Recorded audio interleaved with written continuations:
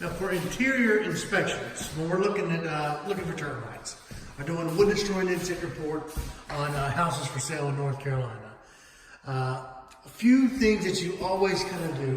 One is all of the doors that lead to the outside. So all of the entryways, always open them up. Don't just look at them. Open them up. Look down at the door jambs real closely. Home inspectors, everybody will tell you even the storm door here, that's great, but that's the area we see termites pop up a lot. And also moisture is in there. The moisture is conducive to the termites, so it all works together. And then near the entryway doors. And this one in particular, because there's a dirt-filled porch right there. And so around here, probably one of the most likely places you'll see termites at a house like this is right here in this area near the front porch. And that's also in the crawl space, but on the interior, it's gonna be this area. So what I would like to do is I like to do some sounding. It's kind of an old school technique where you bump. Usually I like to bump around the trim, around the door or window. So I bump, and then I'll kick the baseboards. And a couple of different things you're listening for. One, when you bump the trim, very often, if termite tunnels are inside that wall where we can't see them, sometimes you'll knock them loose and you'll hear dirt falling. Now, not always when you hear dirt falling can you say that's termites, but if you hear dirt falling, that's a good clue and you can look a little closer. And there's been times where we've taken trim off, or we've looked into an area and actually found termites that were not visible by doing that. Also, when you kick the baseboard, sometimes literally your foot will go right through it. Then that's easy. And you find it, you take it apart, and there's termites in there usually. But also, sometimes you'll hear kind of like a cracking noise. It'll sound hollow, so you might need to go a little bit further down and look up and down the baseboard. Another thing though, whenever I'm coming along a wall and I'm doing the bump and kick like that, sometimes the wall will be loose. In other words, whenever I kick the wall, there'll be movement down there. The whole wall will move a little bit. Now that is almost always some major damage to the rim joist because everything's tied together. The wall is tied to the floor system. And so if the wall ever feels loose when you kick it, there's something going on. Something has broken there. Something's disconnected.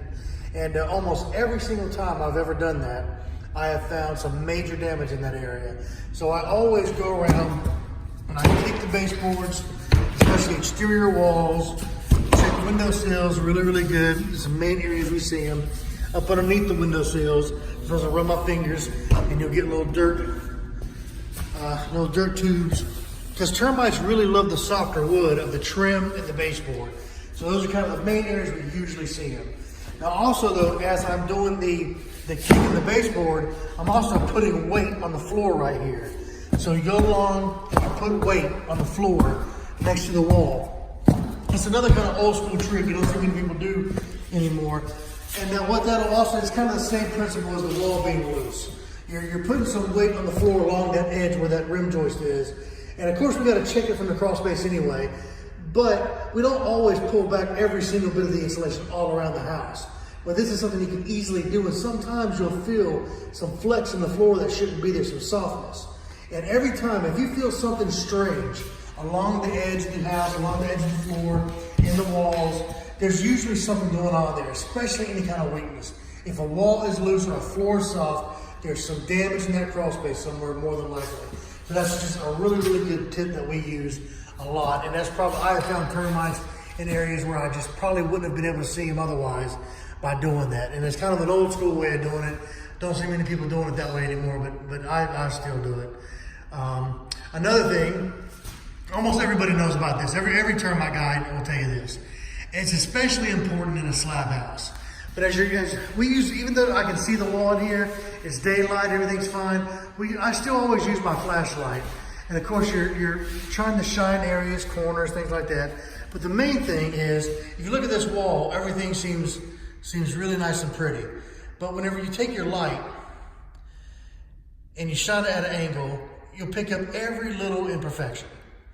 It really kind of highlights.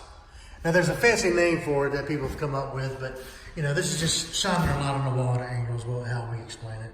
And it really helps you see things that you otherwise may not see.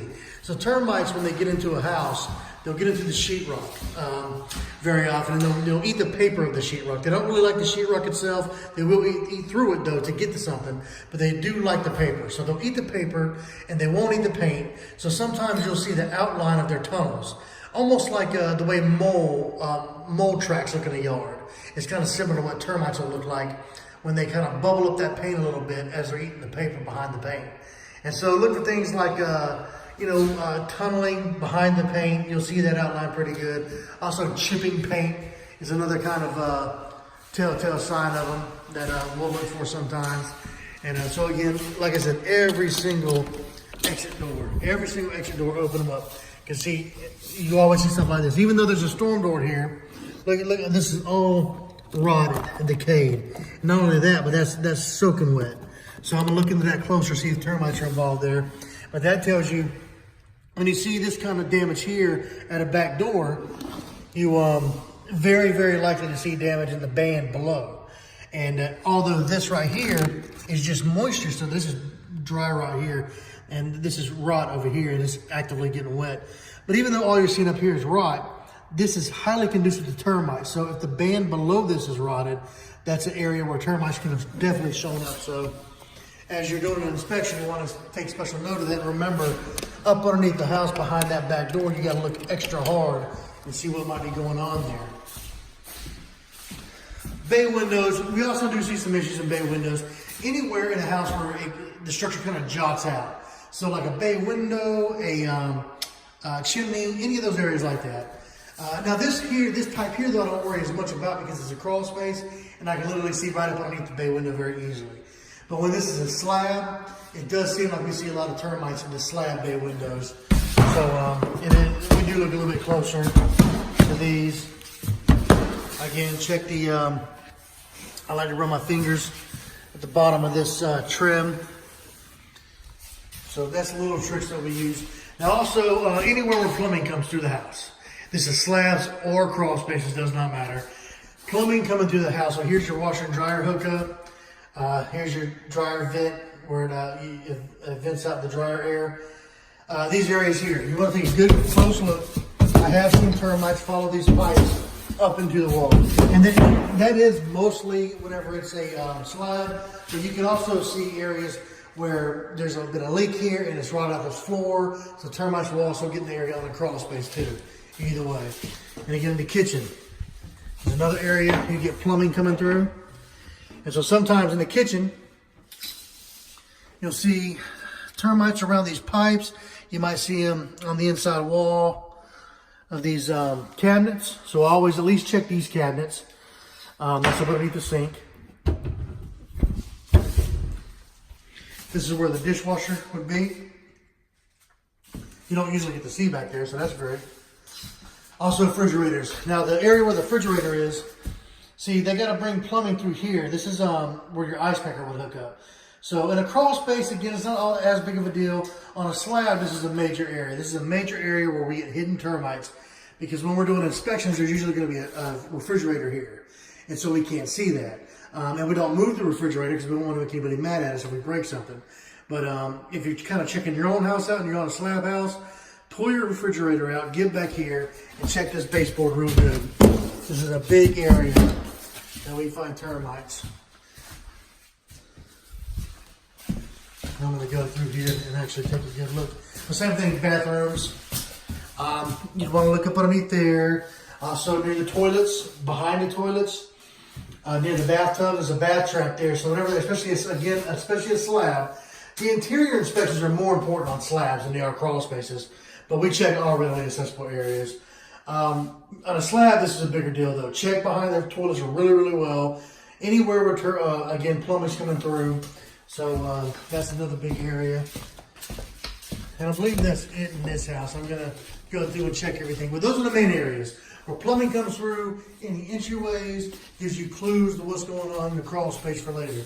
So far, we got some rot at that back door. We'll see what that foundation looks like, or the rim joist looks like. And we've got some dirt-filled front porch. We need to investigate that further. And around the crawl space access door.